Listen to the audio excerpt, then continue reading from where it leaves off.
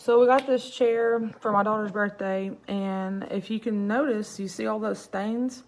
My daughter's not done anything in this chair. She's not ate in it. She's not really drank in it. And these stains are just like coming out of nowhere. We have cleaned it with stain remover, and they come and they're surfacing even worse. Like, it is awful.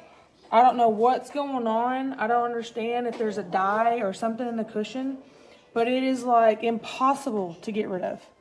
It's ridiculous.